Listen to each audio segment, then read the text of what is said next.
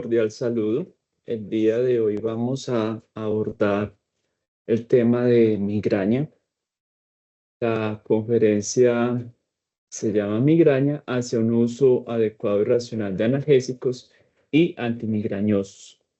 Quienes habla es Luis Fernando Valladares Restrepo, médico con una maestría en farmacología y actualmente vinculado a Audifarma como médico de investigación y a la Institución Universitaria de Visión de las Américas como docente de bases farmacológicas en medicina.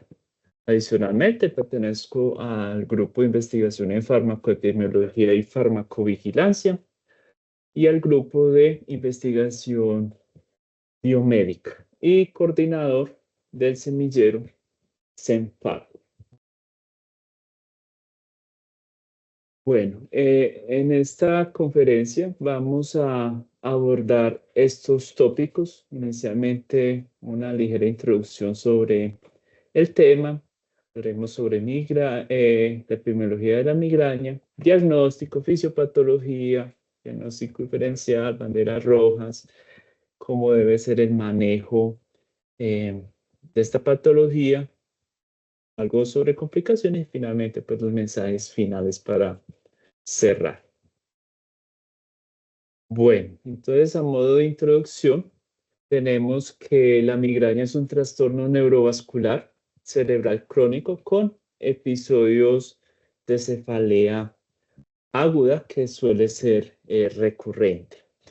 Esto genera marcada limitación en la vida de las personas y es la segunda causa de discapacidad en el mundo y representa más discapacidad que todos los demás trastornos neurológicos en combinación.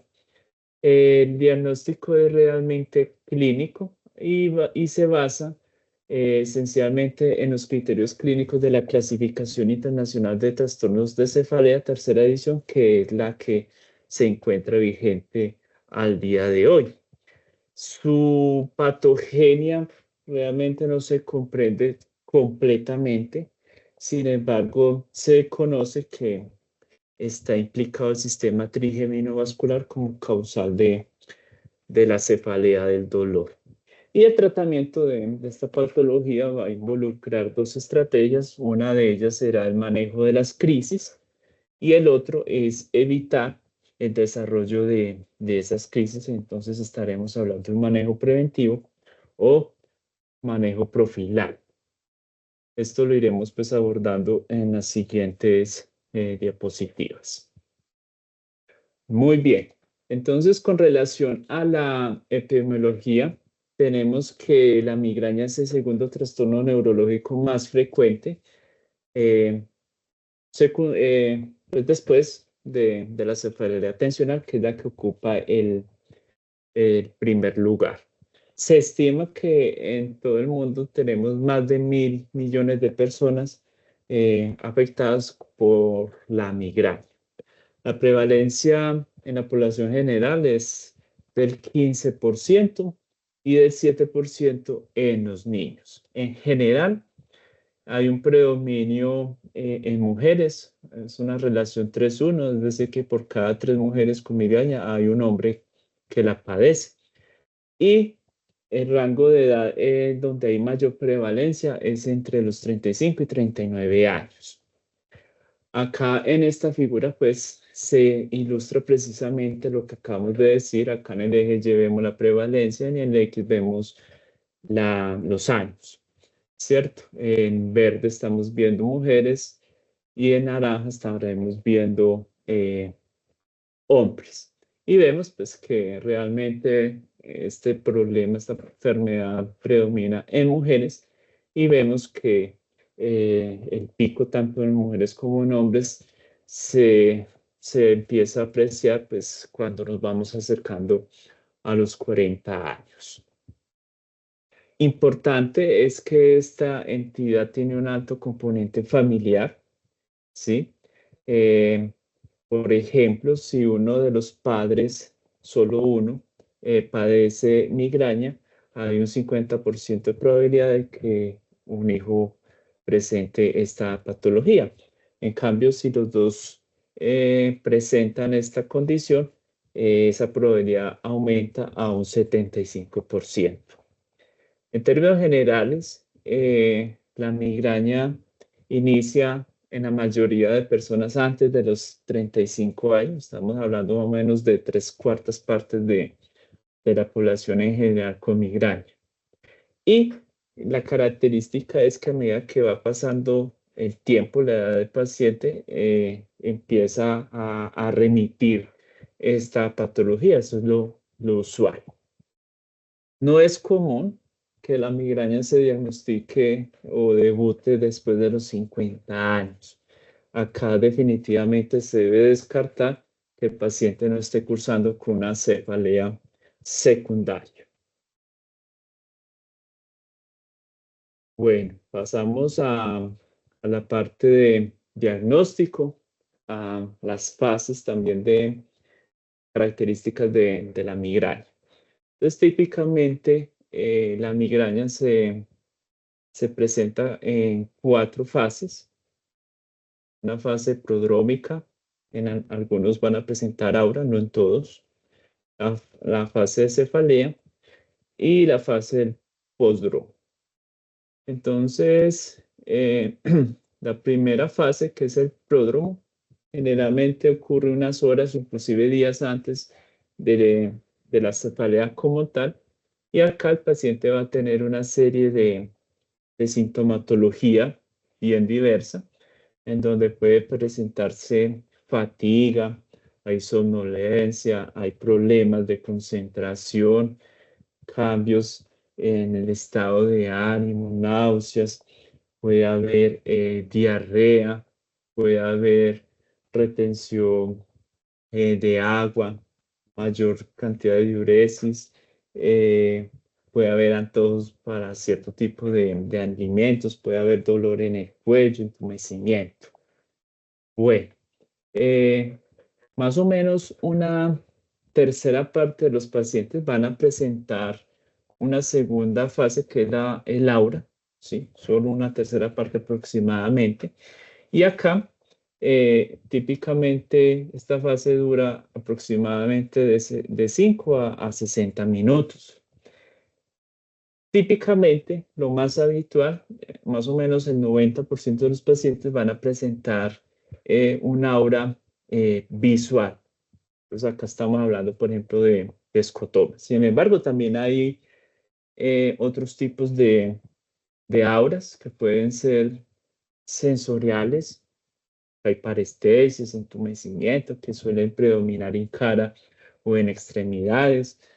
También pueden haber alteraciones en el lenguaje, pueden haber signos allí de focalización, ¿sí? Debilidad motora. Esto siempre es reversible, pero no suele ser tan común estas últimas manifestaciones. Tenemos una tercera fase que sería como tal el ataque de migraña, que sin un adecuado manejo puede durar ese dolor entre 4 a 72 horas. Esta cefalea se caracteriza, la semiología típicamente nos indica que es una cefalea unilateral, ¿sí? De características punzante, de moderada a severa de intensidad y es gradativa. A medida que va pasando el tiempo, pues se vuelve mucho más intensa y suele empeorar con la actividad, con el movimiento. Adicionalmente, está asociada ya sea a náuseas o emesis o ambos y a fotofobia y fonofobia, alguna de las dos o ambas. Y tenemos acá una cuarta fase que es el pródromo, en donde el paciente va a estar allí con astenia, con cansancio, somnolencia, persisten las dificultades para concentrarse, entre otras. Entonces, en general, así es como cursa la semiología de la migraña. Tenemos acá la clasificación. Entonces, lo más habitual es presentar migraña sin aura, con aura y más o menos el 5% presentarán migraña crónica. Nos vamos a enfocar en esta charla en estos tres tipos de migraña. En esa migraña con aura nos centraremos en lo que es típico, ¿cierto? Porque hay casos en donde el aura es compleja y estaremos hablando, por ejemplo, de la migraña hemipléjica retiniana o la migraña en el aura del tronco encefálico. O estaremos también hablando de migraña vestibular como otra causa de otro tipo de migraña. Por acá también tenemos complicaciones agudas de la migraña que se salen pues de la finalidad de esta charla. Acá están pues el estatus migrañoso, que es una cefalea que dura 72 horas o más, inclusive infarto migrañoso, entre otras. Pero entonces, hablando sobre estos tres tipos de migraña que son las que nos interesan, sin aura, con aura típica o migraña crónica, pues hay unos criterios que se utilizan pues para establecer su diagnóstico. Entonces, recordar que son los criterios de la Clasificación Internacional de Trastornos de Cefalea, tercera edición. Entonces, por ejemplo, en la migraña sin aura, acá el criterio dice que por lo menos el paciente debió haber tenido previamente 5 episodios de migraña que tuviesen una duración de 4 a 32 horas sin tratamiento y que debe tener las características, dos criterios de ser unilateral, de carácter pulsante, moderada, severa en su intensidad y que pues empeore con el movimiento y que debería estar acompañada pues, de náuseas o vómito o ambas, o fotofobia o fonofobia. Entonces, estos serían los criterios que se aplican actualmente. Migraña con aura, pues también hay unos criterios. Acá mencionemos solamente que para este tipo de migraña se requieren 2 crisis, 2 ataques y que el paciente presente pues auras ya sean visuales, sensitivas, ¿sí? Motoras, allí del tronco encefálico. Estas auras del tronco encefálico se caracterizan por cursar con tinnitus, vértigo, disartria, hipoacusia, ataxia, diplopía. Una gran cantidad allí de manifestaciones. Y cuando hablamos de migraña crónica, estamos hablando de un cuadro en el que el paciente va a tener una cefalea que dura 15 días o más al mes, ¿sí? Es decir, del mes 15 días el paciente presenta pues la cefalea por más de 3 meses. Y pues el paciente tiene pues el diagnóstico de base de una cefalea primaria como el caso de, de la migraña. Muy bien, este mensaje acá es bien importante.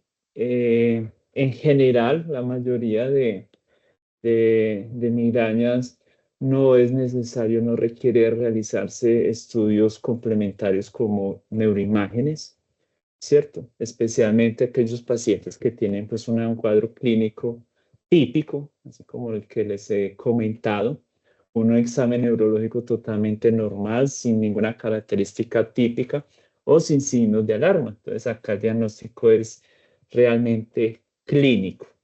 Ya cuando aparecen banderas rojas, por ejemplo, que lo abordaremos más adelante, pues sí sería tal vez pertinente evaluar la conveniencia de utilizar una neuroimagen.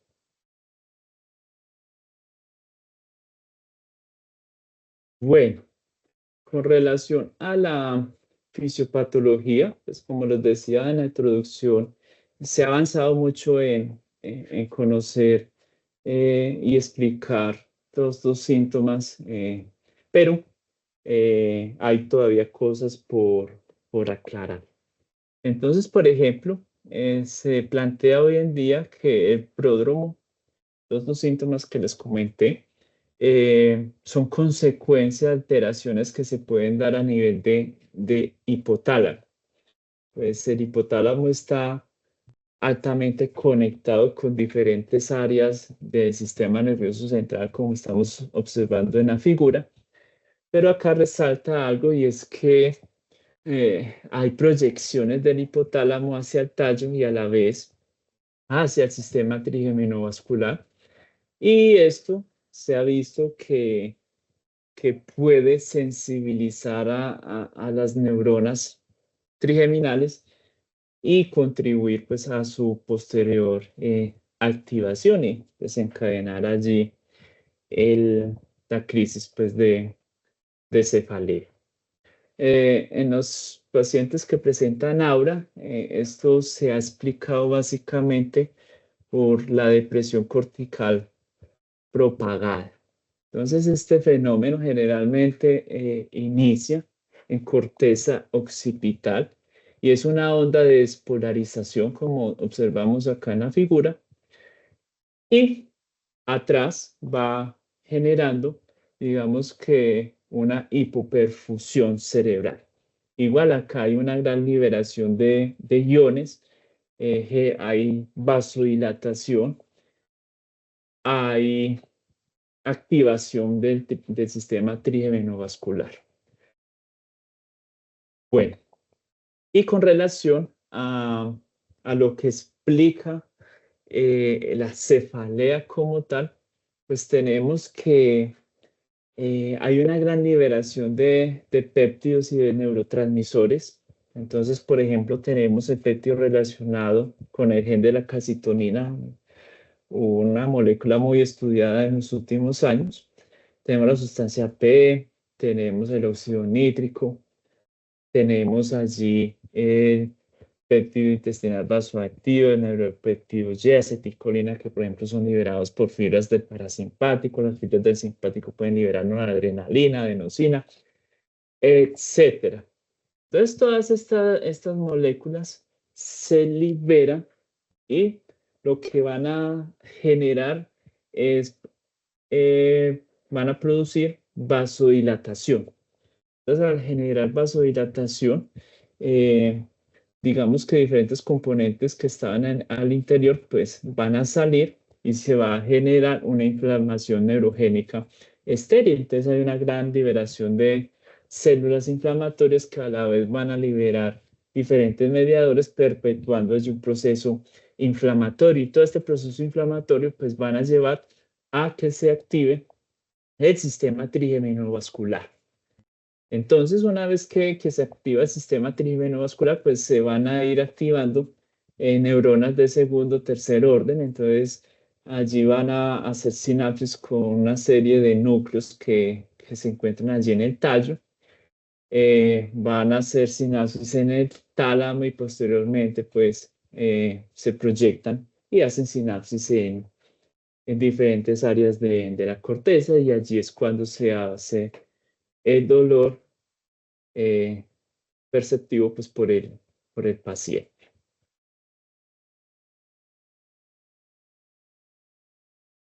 Bueno, importante también tener acá en cuenta algo sobre el diagnóstico diferencial.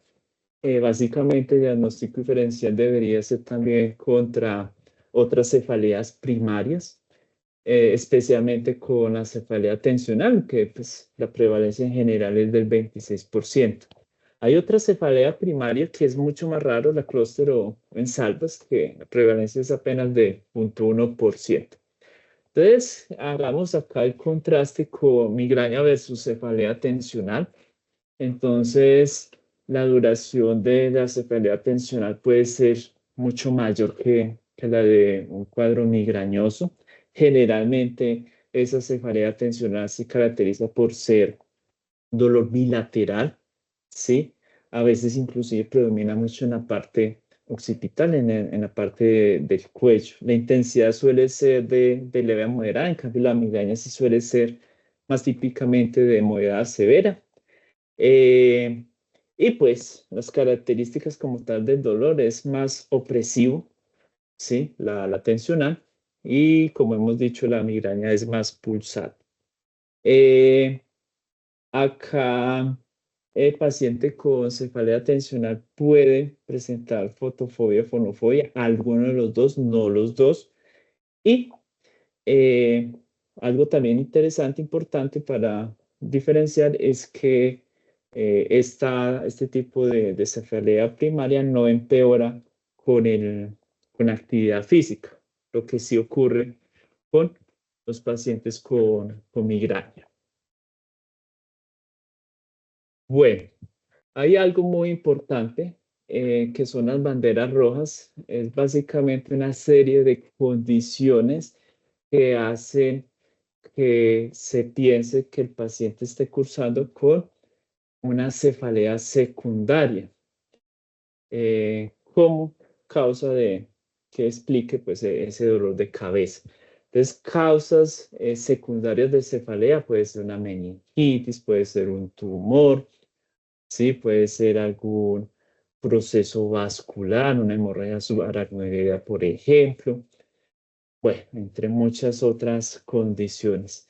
Entonces, muchas de estas banderas rojas pues se van a identificar a partir de una adecuada anamnesis, ya sea por el historial del paciente o los hallazgos en el examen físico.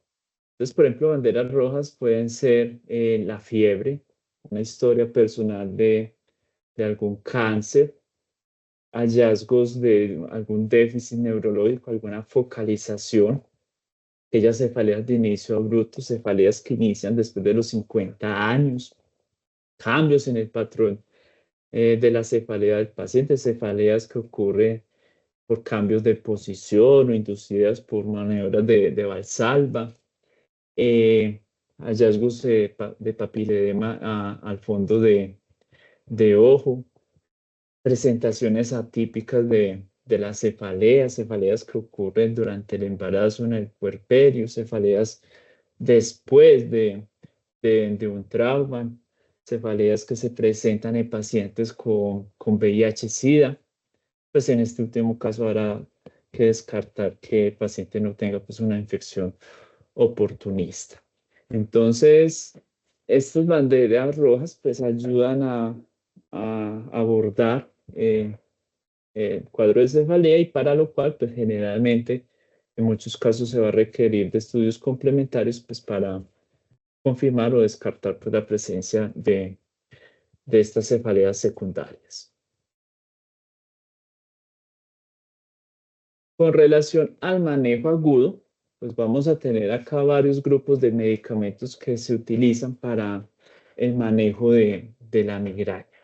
Entonces, hago énfasis que manejo agudo serían los medicamentos que se van a utilizar para tratar un cuadro de dolor, o sea, está el paciente con un ataque migrañoso. Acá entonces vamos a tener los antiinflamatorios no esteroideos, así como el acetaminofén. Entonces esa suele ser la primera línea de tratamiento. Entonces, en general, los antiinflamatorios no esteroideos, pues ellos lo que hacen es inhibir la ciclooxigenasa tipo 1 y 2 y con ello pues se reduce la producción de prostaglandinas que van a generar allí todo este fenómeno de la inflamación neurogénica. Entonces, estos medicamentos impactan en esta parte de la fisiopatología de la migraña.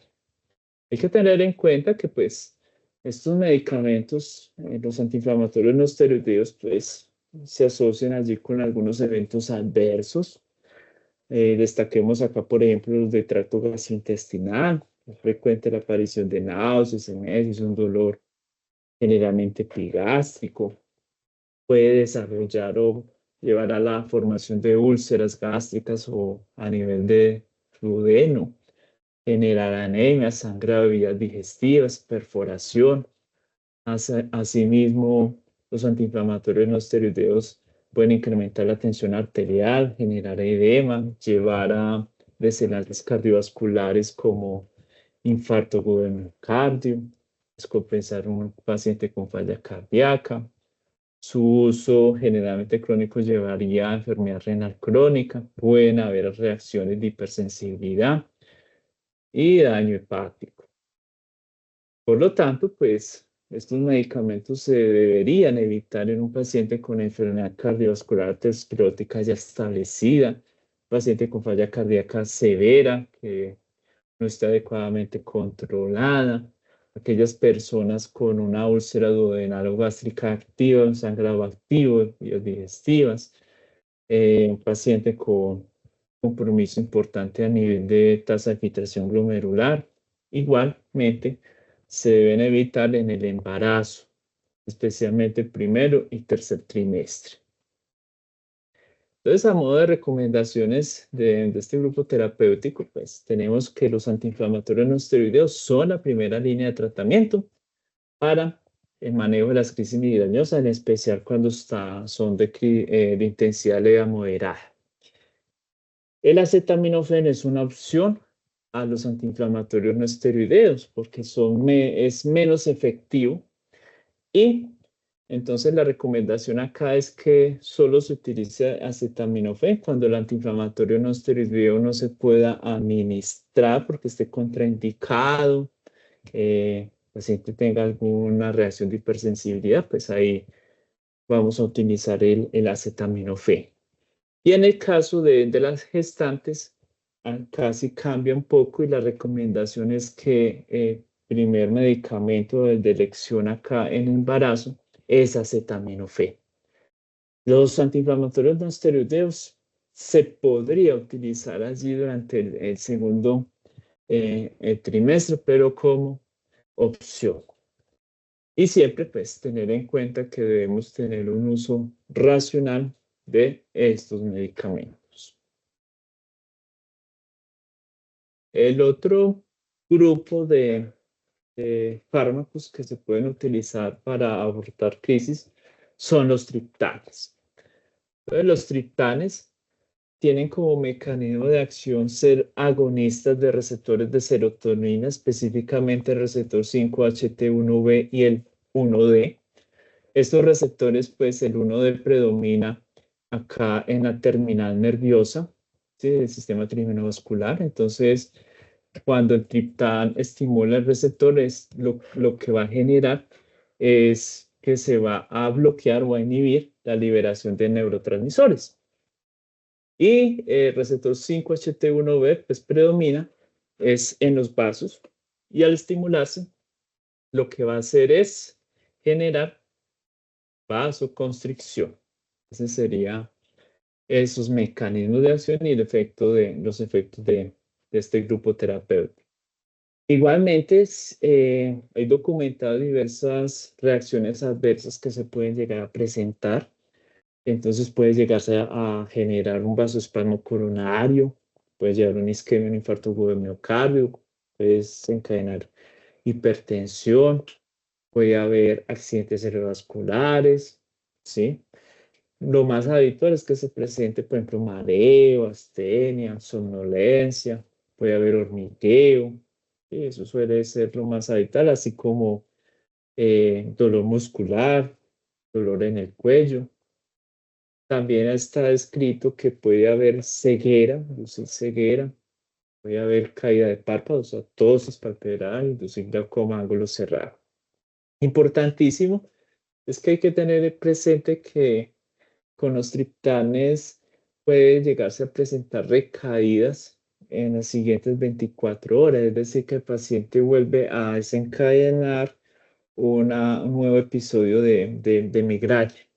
Y esto se puede llegar a presentar entre un 21 y un 41% aproximadamente de las personas. Tenemos acá unas contraindicaciones. Entonces, tal vez no sea conveniente utilizar estos medicamentos ya en un paciente con enfermedad cardiovascular aterosclerótica, o sea, alguien que ya haya tenido un infarto agudo de miocardio, ¿cierto? Una angina inestable, así como los pacientes con enfermedad vascular periférica, accidente cerebrovascular, aquellos que tengan migraña hemipléjica, migraña con aura del tronco encefálico, pacientes con presión arterial no controlada. Importante es que los triptanes no se deben combinar con los derivados del ergot de manera concomitante porque aumenta allí ampliamente el riesgo de eventos relacionados con la vasoconstricción. Igualmente, mucha precaución de ser usados en el embarazo. Entonces tenemos que, como recomendaciones, que los triptanes se van a utilizar una vez los antiinflamatorios no esteroideos no logren controlar adecuadamente las crisis de los pacientes. Acá la clave de usar los triptanes es que su eficacia mejora cuando se utilizan lo más pronto posible en un ataque migrañoso. Entonces, la literatura muestra que los pacientes, la gran mayoría, presentan mejoría del dolor a las 2 horas. Estamos hablando de un rango de 49 al 79% de las personas dicen que mejoran dolor a esas 2 horas. A las 2 horas libre del dolor, si la proporción es menor, o sea que no tienes ya dolor a las 2 horas de administrar el medicamento, estamos hablando de un 14 a un 44%. La literatura en general menciona lo siguiente, que en el embarazo los triptanes se podrían utilizar, especialmente sumatriptán, pero que esto lo realice un especialista, ¿sí? En atención primaria, pues no deberíamos utilizar triptanes en la gestante porque hay un riesgo de generar vasoconstricción placentaria. Igualmente, uso racional de este grupo terapéutico y es importante aclarar que los triptanes no se utilizan en profilaxis, es decir, que se vaya a utilizar el medicamento todos los días con el fin de evitar crisis, ataques de migraña. Ese no es el uso, solamente es para el manejo agudo, no preventivo. Tenemos otro grupo frecuente que son los antieméticos. Recordemos que la migraña cursa con náuseas en meses y los dos grupos de medicamentos anteriores también pueden tener como reacción adversa estas dos manifestaciones. Entonces acá la bibliografía muestra que se puede usar metoclopramida, domperidona, pero en nuestro medio el medicamento de mayor acceso sería metoclopramida. Entonces es un medicamento que bloquea receptores de dopamina, D2, y receptores 5-HT3. Entonces ese bloqueo se da tanto a nivel central, allí en el centro del vómito, como a nivel periférico. Entonces allí el efecto que se va a buscar es pues, controlar allí la emesis. Igual, la metoclopramida tiene un efecto procinético, pero es mediado por la estimulación de receptores 5-HT4.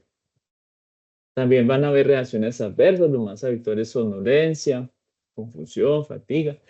Muy importante no olvidar que la metoclopramida se relaciona con manifestaciones extrapiramidales que puede llevar a incrementar prolactina y esto pues genera galactorrea, menorrea, ginecomastia, disfunción eréctil. Evitar pues en pacientes con una obstrucción gastrointestinal, que esté perforado con una hemorragia, pacientes que ya hayan tenido una RAM extrapiramidal, pacientes con enfermedad de Parkinson, feocromocitoma deberíamos evitarlo. Y pues la recomendación de su uso pues va dirigido a asociarlo con los analgésicos simples o con los triptanes en aquellos pacientes pues, que presenten náuseas y emesis de manera concomitante. Muy importante es que actualmente la bibliografía nos dice que hay dos grupos de medicamentos que debemos evitar, que no se deberían utilizar en el manejo de los pacientes con migraña. Uno de ellos son los derivados del ergot. Acá el que más se utiliza en nuestro medio sería pues, la ergotamina asociada a cafeína. La bibliografía es clara en decir que este grupo son poco eficaces, ¿sí?, para abortar crisis y son potencialmente tóxicos. Hay muchas reacciones adversas pues, relacionadas con ese grupo farmacológico y que realmente no deberían utilizarse para reemplazar allí los triptanes. Y el otro grupo son los opioides. Entonces, para empezar, pues la eficacia es bien cuestionable, no es clara sus beneficios, pero sí es claro que presentan marcados eventos adversos, ¿sí? Y entre ellos, pues el gran riesgo de generar dependencia. Entonces, dos grupos farmacológicos claves para no utilizar en el manejo de los pacientes con migraña. Muy bien, entonces acá vamos a concluir sobre cómo debe ser el manejo de los pacientes con una crisis migrañosa. Entonces, hay un aspecto también muy importante a considerar y es la parte no farmacológica. Entonces, hay una serie de condiciones que podemos hacer o evitar que pueden contribuir a mejorar o evitar que se generen episodios migrañosos. Entonces, una de las recomendaciones que nos muestra la literatura es dormir bien, ¿sí? Tener una adecuada hidratación, realizar ejercicio de manera regular, inclusive se recomiendan terapias de relajación como el yoga, evitar situaciones estresantes, evitar el ayuno, el consumo de bebidas alcohólicas, evitar el exceso o la abstinencia de cafeína, evaluar y evitar la ingesta de aspartamo. Esto es una molécula, es un edulcorante muy utilizado en productos pues, de la vida cotidiana y generalmente son productos que se conocen como productos light o dietéticos. Entonces estarán inmersos allí en muchas bebidas, también en chicles, en gelatina, en algunos helados, yogures, cereales, entre otros. Entonces acá eh, hay que mirar la etiqueta del producto, a ver si tiene este componente, porque está demostrado que en muchas personas esta molécula desencadena las crisis migrañosas. Entonces, sería pues evitar el consumo de los alimentos que contengan esa molécula. Muy bien. Entonces, además de ese manejo no farmacológico, entonces el manejo agudo va dirigido a usar inicialmente entonces los antiinflamatorios no esteroideos o en su defecto pues el acetaminofén con o sin asociarlo con algún antiemético. Entonces, acá en esta tabla vemos los medicamentos que usualmente se utilizan. Acá vemos la forma farmacéutica más habitual en nuestro entorno y pues las dosis recomendadas para ser utilizadas. El ácido acetisalicílico, pues generalmente una dosis inicial que puede ser de 500 a 1000 miligramos, que se podría repetir a las 6 horas. Diclofenaco, una dosis de 50 a 100, igualmente se puede repetir pasadas algunas horas. La dipirona sería un fármaco allí interesante para manejar el cuadro migrañoso en el servicio de urgencias. Allí sería pues 1000 miligramos por vía intravenosa intramuscular. El ibuprofeno de 400 a 800 miligramos como dosis, naproxeno de 250 a 500, acetaminofén de 500 a 1000, metoclopramida y domperidona, pues 10 miligramos sería la dosis pues, inicial. Y ya pues, según el comportamiento del paciente, pues se podría repetir, ya sea a las 6, 8, 12 horas según el medicamento. Muy bien. Entonces el algoritmo de manejo nos dice, bueno, si yo después de tratar a un paciente con migraña con antiinflamatorios no esteroideos, después de 3 manejos, el paciente no presenta mejoría, entonces debería entonces ya incluir en su manejo triptanes, ¿sí? Que pueden ir asociados a los antiinflamatorios no esteroideos. Entonces, en el mercado mundial hay diversos triptanes, pero estas que les muestro acá en esta tabla son los que actualmente se comercializan, se consiguen en el país, en Colombia. Entonces estamos con el etriptán, la combinación de naproxeno sumatriptán, que viene así, naratriptán y sumatriptán. Entonces, en general, ¿cómo se utilizan estos fármacos? Una vez que el paciente empieza a presentar ese ataque de migraña, hay que administrar una dosis inicial del triptán que tengamos pues, disponible. Si a las 2 horas el paciente no ha presentado mejoría, entonces se puede considerar repetir la dosis que se dio pues, al comienzo. Esa es la manera adecuada de utilizar este grupo farmacológico. Lamentablemente, este grupo de medicamentos se presta para un uso poco racional. Entonces, hay una página web, una base de datos que se llama DrugBag, de acceso libre, que nos muestra una información muy importante. Y es que, según la evidencia, debemos limitar pues, el número de veces que se utilizan los triptanes al mes. Por ejemplo, en el caso del triptán, deberíamos usarlo máximo 3 episodios en 30 días. Naproxeno, sumatriptán, 5 episodios. Naratriptán, 4. Sumatriptán, 4 episodios. Entonces, usarlo más de esas recomendaciones, pues no hay evidencia real sobre su seguridad. Probablemente llevemos al paciente a presentar allí problemas, eventos adversos, y vamos a contribuir a desarrollar la cefalea por abuso de analgésicos, que vamos a hablar ahora más adelante. Muy bien.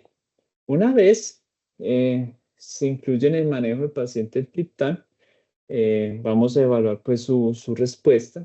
Igualmente, si en 3 crisis el paciente dice que no presenta mejoría, debemos cambiar de triptán. ¿Sí? Entonces, por ejemplo, si estamos inicialmente con aratriptán, entonces vamos a cambiar a sumatriptán, por decir algo. Y se hace lo mismo, se evalúa allí si el medicamento le es efectivo o no. El algoritmo muestra que si hay falla al triptán, pues hay que utilizar medicamentos de tercera línea, que serían los ditanes y los gepantes. Resulta que estos medicamentos, ninguno al momento de hoy tiene registro sanitario in vivo, o sea, no se comercializan en Colombia. Entonces, acá pues hay una limitación de que no contamos todavía con esos medicamentos. Bueno, el otro aspecto clave para el manejo de la migraña viene siendo el manejo preventivo.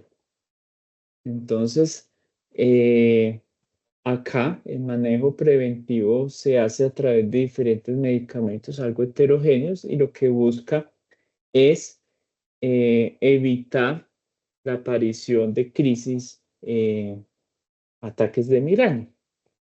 Entonces son medicamentos que se van a utilizar de manera periódica todos los días, de manera indefinida, generalmente varios meses. Y acá vamos a tener, por ejemplo, beta bloqueadores, metoprolol, propranolol, bisoprolol, antiepilépticos como topiramato, ácido valproico, antidepresivos tricíclicos como amitriptilina, bloqueantes de canales de calcio como flunarizina. Tenemos allí inclusive la toxina botulínica, pero este ya sería manejo más especializado por neurología, o fármacos que van a actuar sobre ya sea el receptor o el péptido relacionado con el gen de la calcitonina. Serían estos, igual son de uso especializado. Acá en el país tenemos el primero y el tercero en este momento con registro sanitario. Entonces, la mayoría de bibliografía indica que se podría considerar el inicio de profilaxis o manejo preventivo en aquellas personas que en un mes presenten 2 días de cefalea, de migraña. Allí se puede evaluar para definir si es pertinente o no iniciar estos medicamentos. Entonces, los de primera línea vienen siendo los betabloqueadores, icandesartan y topiramato, ¿sí? Los de segunda línea, mitriptilina, flunaricina, ácido valproico, digamos que estos se pueden, están al alcance de atención primaria. Los otros, los anticuerpos y la toxina botulínica, sí ya es un manejo especializado, por eso no lo tenemos acá. Entonces, tenemos múltiples opciones. Acá la clave es iniciar a dosis bajas e ir titulando. ¿Con qué medicamento iniciar? Esto realmente hay que individualizar muy bien a la persona en base a la edad que tenga, al sexo, qué estilos de vida tiene, qué comorbilidades tiene. Entonces, por ejemplo, en una mujer joven, obviamente reproductiva, tal vez se vaya a preferir un beta bloqueador, porque si esta paciente llegase a quedar en embarazo, tomando por decir algo ácido valproico, topiramato, puede desarrollarse problemas así de seguridad a nivel de feto. Entonces hay que tener en cuenta estas consideraciones. Si tenemos un paciente que tenga de pronto depresión, tenga problemas para conciliar el sueño, podría uno considerar usar amitriptilina, ¿cierto? En las noches. Tenemos un paciente con epilepsia, trastorno afectivo bipolar, pues ácido valproico podría ser una buena opción allí para el manejo de este caso, porque sería un fármaco que le serviría pues para diferentes patologías. Entonces acá es individualizar muy bien el paciente. Importantísimo es que la respuesta clínica no es inmediata, ¿sí? Esto debe quedar muy claro y a la vez informarle a nuestros pacientes. Entonces, de estos medicamentos de uso oral, ¿sí? Betabloqueadores, antiepilépticos, antidepresivos, la eficacia se debe evaluar más o menos a los 2 o 3 meses, ¿sí? Estos medicamentos que actúan sobre el péptido relacionado con el gen de la calcitonina o su receptor, la eficacia se debe evaluar a los 3 a 6 meses y la toxina botulínica aún más. Hay que esperar de 6 a 9 meses. Entonces, lo que se busca acá es que el paciente reduzca la frecuencia pues, de esas crisis migrañosas, la duración o la gravedad de estas. Entonces, se dice que es una respuesta muy favorable si la frecuencia de las crisis migrañosas se reduce en un 50%. Por decir algo, si el paciente estaba presentando 6 crisis por mes y este ya presenta 3 o menos, es un éxito la terapia preventiva. Entonces, una vez que se alcanza esa respuesta clínica, se debe mantener el medicamento por lo menos 6 a 12 meses, ¿sí? Después de este periodo de tiempo, pues se debe evaluar si es pertinente o no retirar el fármaco o continuar pues el tratamiento de manera pues indefinida. Entonces acá dependerá mucho pues de la tolerabilidad, de los eventos adversos que se puedan estar presentando en cada uno de los casos. Si no hay una respuesta favorable con el manejo preventivo inicial, pues después de 2 a 3 meses cambiaremos de grupo farmacológico para encontrar ese medicamento idóneo para cada persona. Hay un aspecto importante a resaltar y es que el manejo inadecuado de las crisis agudas puede llevar a una condición que se llama cefalea por abuso de medicamentos. Entonces acá esto ocurre en pacientes que tienen un diagnóstico de cefalea primaria, ¿sí? En los cuales van a permanecer gran cantidad del mes con cefalea.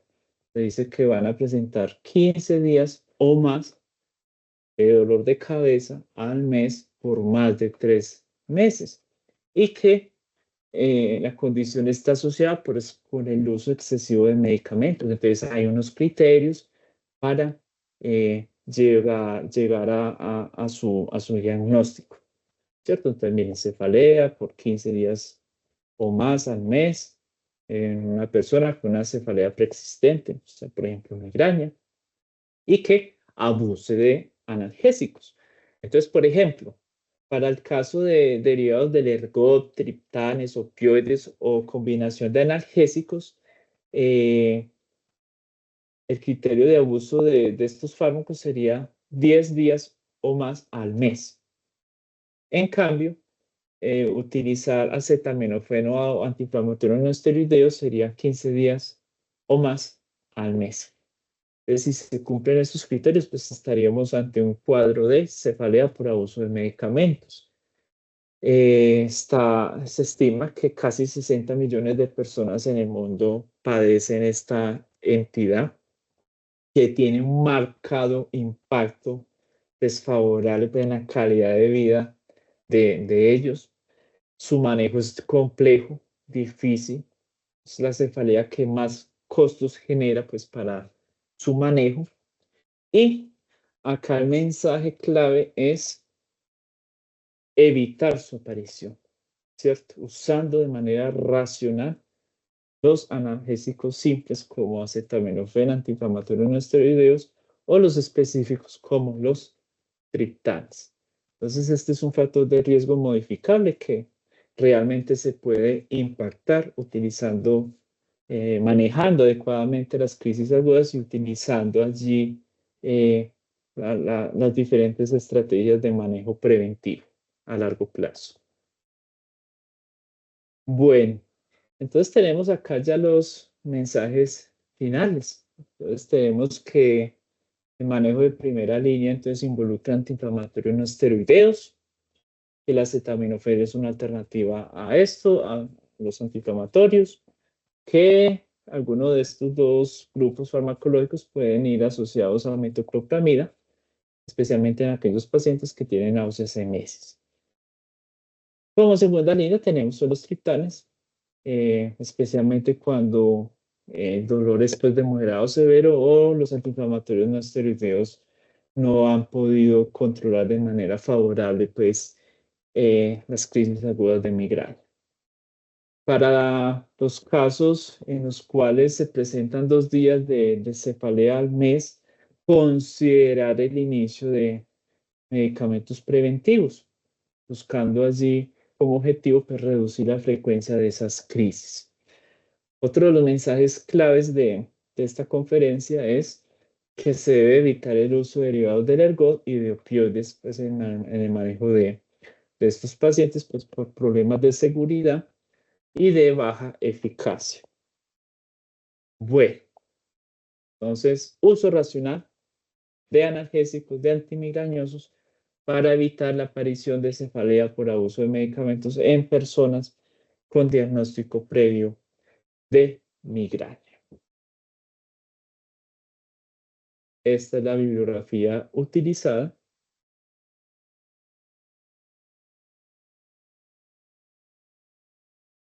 Muchas gracias.